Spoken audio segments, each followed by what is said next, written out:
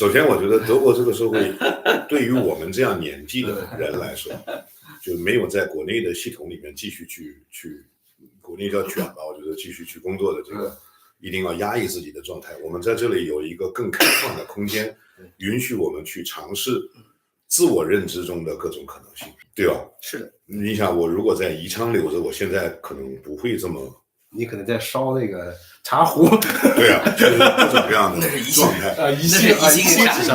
然后我们在这个地方可以从非常多的角度重新认知自己，我觉得这是很幸运的一件事。是，无论是精神上、生活上、文化对比上、喜好上、小时候错过的爱好上，等等等等，这都有了一个新的机会和可能性。然后面对这么多的可能性里面，去重新做判断、做分析、做取舍。这是很好的一件事情，这也是我现在的一个人生的正在经历的一个阶段然后这一点，其实周自强老师之前也在上次聚会当中，他也有过类似的观点。就是因为我出来属于年龄比较大了嘛，40多岁嘛，其实你是要去改掉一些习惯是需要时间的，因为你的潜意识里面、本能里面你会害怕，肯定的，对吧？因为你从来没有做过这样的事情。那我觉得我现在孩子，你看我的那个小女儿就比大女儿要更加洒脱，因为她小学，她小，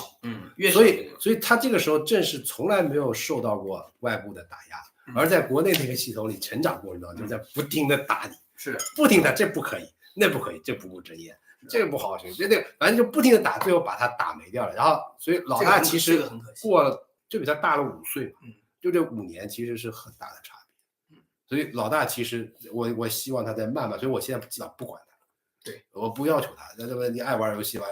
我不管他，不想再去打压他，就是他的学校已经很好。那天我们现在不是转学嘛，老大自己提的，他说他想转 DIM， 为什么呢？因为他现在那个学校，他说国际学校都是一半以上现在外国学生，他说都说英语，他说我德语上不去了，我卡住了。我要去到一个全是德国人的 gymnasium 然后我说好啊，我说你先自己找出你想去的学校，他就给列了20个，然后我给20个学校写信嘛，然后呢去面试呢是一个这个他们叫 Leitung 吧，Schulleitung，就是一个经理，学校领导，老太太博士也很好，人特别和善，我们4个人往那一坐，就他们俩介绍，然后我俩孩子的德语。我的反正就就很长的句子，很复杂的意思，他们俩就我之前我已经很长时间没听他们说德语，我不知道他们德语水平到底怎么样，我只是有时候问我说老师上课你们听不听懂，还出来这个状态。反正那个小的呢就是说的就反正就很溜，就一个磕巴不打，能够把意思表达，大的也是，大的声音轻点，小的更加自如一点。是，所以那天我说你们俩可以，这2年不见我简直了，我说其实就是这个事情，就是孩子的适应能力比成年人的潜力是非常大的，孩子的潜力就更加大。是，你孩子他从一个中文环境跑到一个外面环境，对他来说实际上是一个困境，对吧？听不懂哇，你身体里面你脑子里面很慌的，对吧？这个时候就要潜力。潜力就是你想象我们人以前远古的时候，在一个草原上面遇到危险，或者要打猎，野兽来追我了，我现在就要生死一线，我对吧？搏命。就人还是有很强的适应能力，你适应能力，孩子他的学习能力就这个时候就被激发出来了。我们人，比如普通的一个中年人嘛，天天在那忙上班啊什么，也没时间运动的时候，你动一下，你就把你身体里面这些东西给激发出来了，因为困难。你知道，所以所谓的潜力一定是不是说舒适啊？我就在这瘫在沙发上面刷视频，那你肯定激发不出什么潜力，一定是遇到挑战。对，我可以理解为是跑步当中，比如说你觉得你只可以跑3公里，但是到3公里的时候，你憋着一口气，如果说我再继续跑1公里，就是在多的这1公里当中，其实就是你对你固有的一个能力的一个挑战，在这个挑战过程当中，你感觉到自己的跨出那个舒适区，潜力被激发出来。对，这部分能力可能是你以前不具有的，但是是新出现的、新增长出来的能力。我觉得有可能恰恰是你本来就有的，但是沉睡在你身体里。我们每个人都有很多，小孩也有很多。我觉得像比如说我们在这儿生活，包括我有的时候观察，比如说我觉得他们的一些啊，不是所有的教育里面比较好的一方面，比如说我们的文化里面通常一种认识，比如说我们就是加法文化啊。比如说我现在学一个东西，我背古诗了，我学英语了，那我就能力在增长，这是一种思维方向，对吧？还有一种思维方向呢，是一种未知的，就是我默认你是一个无限可能的载体啊，你自己就具备很多，比如说这孩子有可能他有音乐细胞，有可能他有艺术细胞，我不知道，我现在给你自由的环境，让你自己去试，然后你再去看你适合什么东西，这是我感受到的一种，就是至少跟我小的时候接触到的东西很不一样的一种思维模式。所以我刚才说那个潜力也是这样子，你可以把它认为我就有这个东西，我不知道它藏在哪一块，但我要想办法把它激发出来。他们这边的很多启发式教育，比如说在幼儿园里面让小孩在那儿胡搞或者什么东西啊，你看我印象很深。我们的小孩那么小的时候，1、2岁的时候，在那个 Taxmut 就是那种叫日托的那种叫脑袋，我在他旁边，比如第1、2天陪他吃，在那旁边吃饭，我肯定中国家长，我就上一勺子就开始要准备喂他了，他根本就搞不定，那糊的乱七八糟的，对不对？那个德国的那个老师马上就制止我，就非常不高兴，就是你干嘛？我说他吃不进去，他能吃进去，你别动。我说他都吃地上。这个不是你的事儿，我会擦的。我说他那个盘子是瓷的，会脆碎的，对吧？要不要给他换个塑料？这是我的责任，你不用管。真的脆碎了，但是很神奇的事情就是他脆碎了一个以后，那个孩子啊，他就有这个意识了，有这个意识，他就有这个反馈了，他就知道哦，这个盘子原来到地上会碎，就像我们说的后果。好，他下次你就看那个孩子明显他就开始注意了，要注意。他反过来。你给他干了一个塑料盘子，梆摔地上没事儿，他回弄地，他将来还扔呢，是不是？这个就是我当时受到非常大的震撼，就是孩子，就是从他们我们讲，就比幼儿园老师还要基础的那种，他们的托儿所的他们的那种，就是这种从业人员啊，他们对于这些事情的那种意识，你知道吗？展现出来他背后的那个就对这个事物的这种认知，这就是差别非常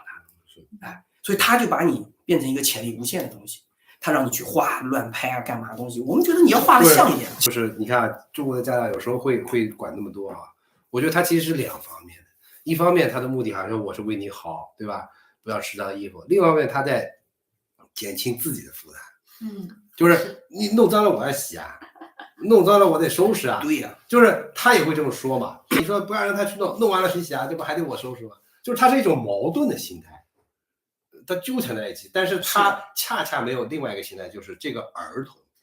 他作为一个独立的人，他在发展的时候，他会必然经历，这是他你要给他犯错的机会。但实际上，在我们真正的中国文化里面，本来这2面就有的，只是我们就至少现在当今的这个社会啊，更多的选择了另外一个。你比如说，我们中国文化里有欲速而不达，